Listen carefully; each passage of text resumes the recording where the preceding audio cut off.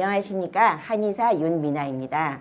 오늘은 불면증에 대한 한의학적인 관점에 대해서 설명을 드리는 시간을 한번 가져보도록 하겠습니다. 우리 한의학에서는 이 불면이 뭔가 또 수면이 뭔가를 한번 알아보고요. 또 불면증에 일어나는 그런 병의 기전, 원리에 대해서 한번 살펴보고 또 한의학적인 치료법과 마지막으로는 생활관리법에 대해서 한번 살펴보도록 하겠습니다. 그래서 한의학에서는 불면증을 어떻게 보는가 한번 본다고 하면은 이제 한의학에 예전부터 내려오는 여러 문헌들에서는 이런 불면에 대해서 이렇게 용어들이 나와 있습니다. 실면, 불매, 소매, 이런 무면, 부득와 부득면 이런 식으로 불면증에 대한 그런 표현들이 되어 있고요. 또 우리 한의학에서는 이게 가장 기본적인 대전제가 천인상응이죠. 그래서 하늘과 사람은 서로 응한다. 자연과 내가 자연 따로 나 따로가 아니고 대자연과 나는 서로 영향을 주고받고 있는 그런 관계이다. 사람의 몸은 작은 우주이다라는 것이 바로 우리 한의학의 가장 큰 전제라고 할 수 있습니다. 그래서 이 잠을 자고 깨는 것 역시 대자연의 흐름과 함께 돌아가야 된다. 이렇게 볼 수 있는 것이죠. 그래서 동의보감의 신영문 신영장부도에 보면은 천지에서 사람은 가장 귀하다. 둥근 머리는 하늘을 닮았고 네모난 발은 땅을 닮았다. 하늘에 사시가 있듯이 사람에게는 사지가 있고 이렇게 쭉 나가면서 하늘에 밤과 낮이 있듯이 우리 사람에게는 잠자고 깨어나는 것이 있다. 이렇게 표현이 되어서 우리 대자연과 우리 작은 소우주인 우리 인간들은 서로 영향을 미치면서 주고받는다. 그래서 밤이 되면은 자고 낮이 되면은 깨어서 활동하는 것이 이 대자연의 흐름과 함께 하는 것이죠. 그래서 그렇다고 하면은 수면은 그렇게 돼야 되는 것인데 과연 불면증은 왜 생기는 것인가? 요것에 대해서 살펴보도록 하겠습니다. 황제내경 영추 구문편을 한번 보면은 이제 우리가 잠이 들려고 하면은 음기가 왕성하고 양기가 쇠하면 잠들고 반대로 양기가 왕성해지고 음기가 쇠하면 깬다. 이렇게 표현이 되어 있습니다. 그래서 낮에는 양기가 왕성할 때이죠. 사람도 마찬가지로 양기가 왕성하고 음기가 쇠하면 깨어서 돌아다니고 활동을 해야 되는 것이고 밤에는 음기가 왕성한 때이죠. 그때 마찬가지로 우리 사람도 역시 음기가 왕성하고 양기가 쇠해져서 잠이 들어야 하는 그런 때인 것입니다. 그런데 불면은 그 반대로 양기가 밤인데 양기가 왕성해지고 음기가 허해져 있는 상태이기 때문에 잠을 들지 못한다. 이렇게 표현이 되어 있는 것입니다.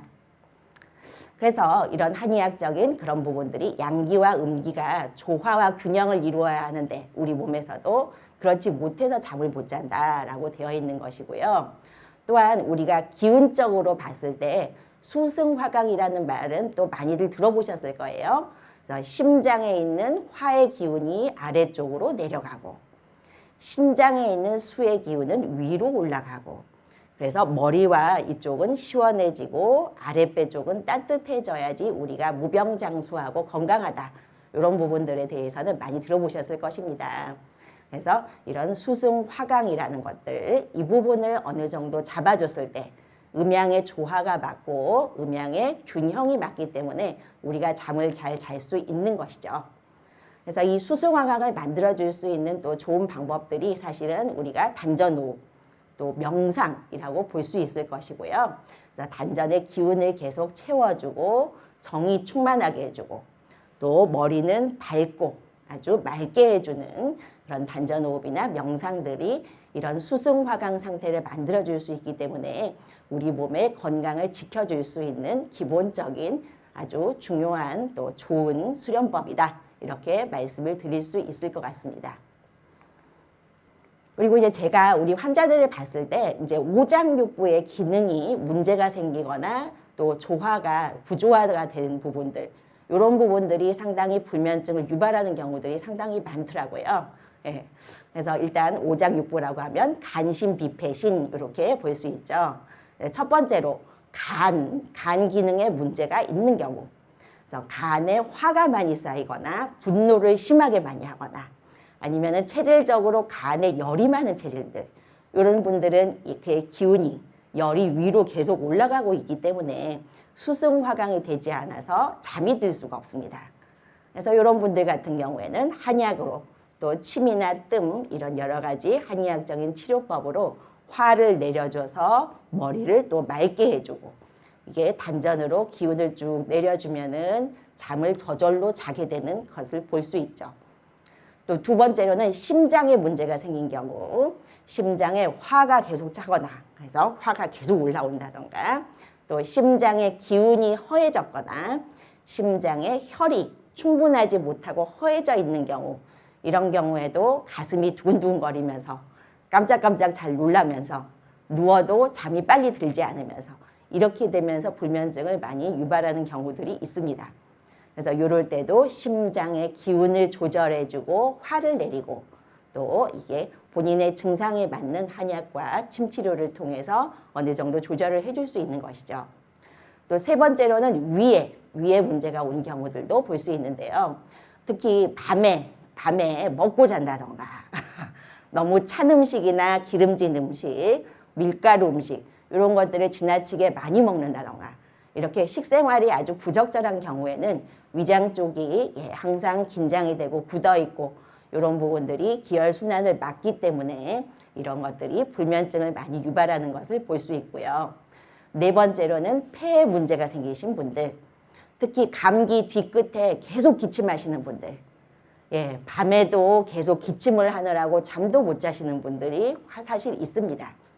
또한 천식 증상이 있으신 분들, 이런 분들은 정말 잠을 깊게 잘 수가 없어요.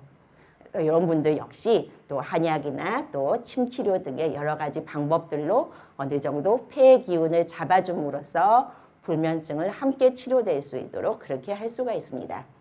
또한 코골이라던가 수면 무호흡증이 있으신 분들도 당연히 수면의 질이 떨어지게 되는 거고요. 또 마지막으로 신장 쪽에 문제가 있으신 분들, 특히 신장 기운이 아주 허해진 경우에는 밤에 잠을 자다가도 심한 경우에는 대여섯 번이나 깨서 화장실을 왔다 갔다 하셔야 됩니다. 그러면은 잠을 깊게 절대로 잘 수가 없겠죠. 그래서 이런 경우에도 신장 기운을 보호할 수 있는 그런 한약으로 주로 치료를 많이 하게 됩니다.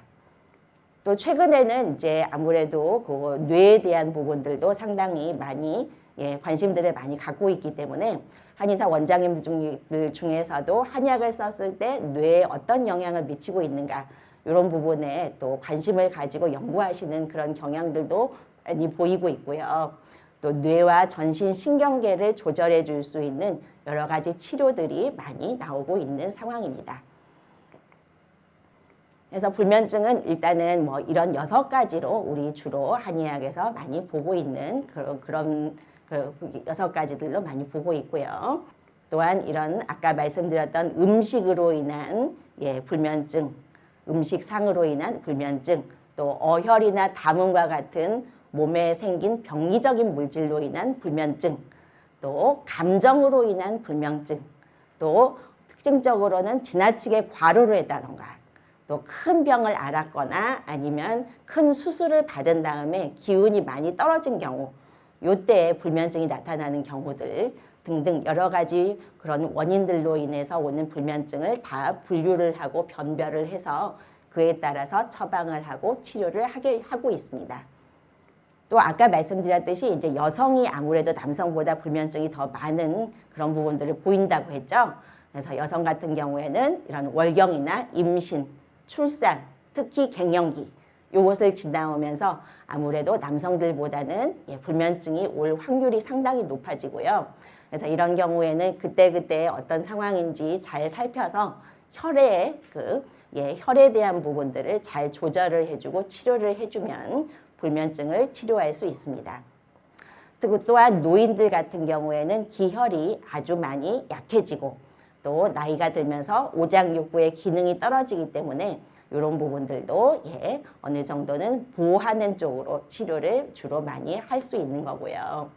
또한 아까 잠깐 말씀드렸지만은 뇌에 대한 부분들, 또한 척추에 대한 부분들, 또 이런 부분들이 어느 정도 뇌 신경계 쪽으로 영향을 미칠 수 있기 때문에 그런 구조적인 문제들을 어느 정도 해결을 하면 불면증이 치료가 된다. 이런 관점에서 턱관절이라든가 상부 경추를 조절해주고 삐뚤어져 있는 것을 잡아주는 치료들을 활용을 해서 불면증을 치료를 하고 있습니다. 그래서 지금까지 쭉 말씀드렸듯이 한의학적으로는 이런 치료법들, 한약, 침, 뜸, 부항, 약침 등등 여러 가지 치료법들을 많이 활용을 하고 있고요. 또 잠깐 말씀드렸지만 그런 구조적인 부분들을 해결하기 위해서 어떤 추나 또 턱관절 균형 장치 이런 부분들도 많이 활용을 하고 있습니다. 특히 또 이런 불면증의 효과적인 또 방법 중 하나가 또 기체조 호흡 명상을 또 들 수 있을 것 같습니다. 그래서 기체조 하시면서 전신을 이완을 시켜주고 또 수승 화강 상태를 단전호흡을 통해서 만들어주고 또 명상을 통해서 나의 뇌에서 정보 처리하고 또 관리하는 부분들을 만들어주고 하는 부분들이 불면증에 확실히 효과가 있고요.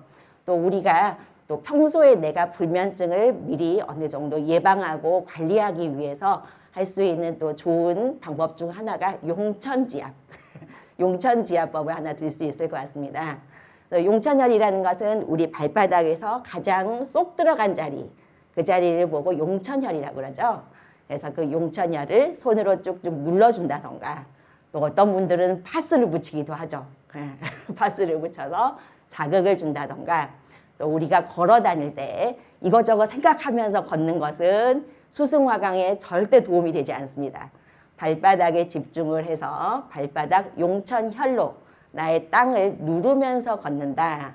이런 느낌으로 장생보법을 꾸준히 실천을 해보시는 것도 도움을 많이 받으실 것 같습니다. 그래서 지금까지 쭉 한번 알아봤던 그런 한의학적 관점들을 한번 말했고요. 또 마지막으로 제가 추천을 드리고 싶은 여러 가지 생활관리법 잠깐 설명하고 마치도록 하겠습니다. 그래서 당연히 우리가 불면증이 있으신 분들은 이런 컴퓨터나 휴대폰의 사용은 줄이셔야 되고요. 또 커피나 녹차와 같은 카페인이 많이 들어간 음료라던가 술, 담배는 당연히 줄여주시고 또한 그런 음식, 식생활을 항상 조심하셔야 될 거고요. 야식을 많이 한다던가 밀가루 음식, 찬 음식 이런 부분들 항상 신경을 써주시고 또 운동이나 취미 활동을 통해서 어느 정도 스트레스를 해소를 해주고 또 체력을 단련시켜주는 부분들이 필요할 것입니다. 또한 우리가 잠을 잘 때 온도와 습도는 적절하게 해주시고 또 소음이나 또 불빛 같은 것은 좀 차단할 수 있도록 신경을 써주시는 게 좋습니다. 또 족욕이나 반신욕 같은 것들도 수승화강 상태를 잘 만들어줄 수 있기 때문에 추천드릴 수 있는 방법 중 하나라고 볼 수 있습니다.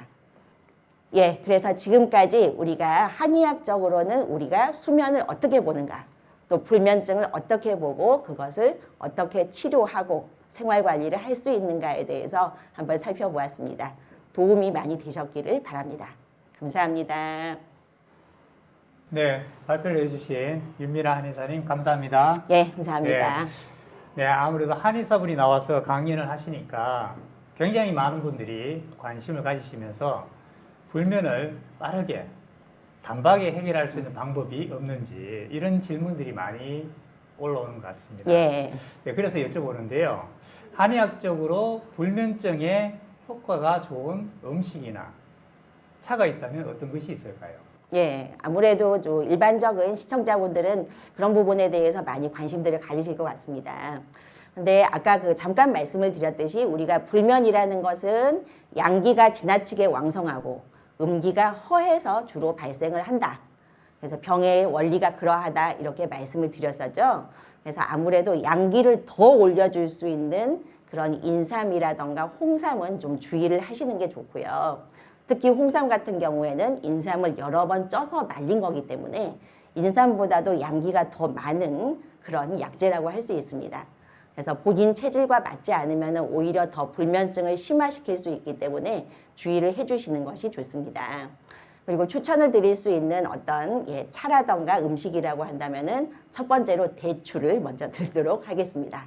그래서 대추라는 것은 속을 따뜻하게 해주고 우리의 정신과 그런 부분, 정신적인 부분들, 또 심장 이런 부분들을 안정을 시켜줄 수 있는 그런 약재 중에 하나예요. 그래서 이 대추를 차로 끓여서 드신다던가 아니면 뭐 떡에 넣는다던가 아니면 대추죽을 만들어 드신다던가 이런 것들을 통해서 드시는 것도 추천을 많이 드릴 수 있을 것 같고요. 또 아까 말씀드렸듯이 간이나 심장에 화가 많은 경우, 스트레스를 지나치게 받아서 화가 차 있는 경우에는 치자라는 약재가 화를 내릴 수 있는 그런 약재 중에 하나이기 때문에 치자를 살짝 볶아가지고 그걸로 차로 만들어서 드시는 것도 추천을 드릴 수 있을 것 같고요. 또 한 가지는 진피. 진피라는 것은 우리가 말린 귤 껍질을 말합니다. 귤 껍질을 말린 것을 귤피, 또 오래되면 진피라고 하는데 그것을 차로 끓여서 드시면은 특히 위장 쪽, 속이 항상 더부룩하고 뭔가 그득한 것 같고 소화가 그렇게 잘 되지 않고 이런 분들 같은 경우에는 상당히 효과를 볼 수 있을 것입니다. 그러나 이러한 좋은 약재들도 사실 본인에게 나의 체질에 맞거나 맞지 않으면 전혀 소용이 없겠죠. 오히려 부작용이 나타날 수 있는 거겠죠. 그래서 어떤 약재, 어떤 차를 마시거나 음식을 드시려고 하더라도 이제 나에게 맞는지 아닌지는 가까운 한의원에 가셔서 그 원장님께 상담을 하시고 받으시고 그 다음에 드시는 것을 권장하고 싶습니다.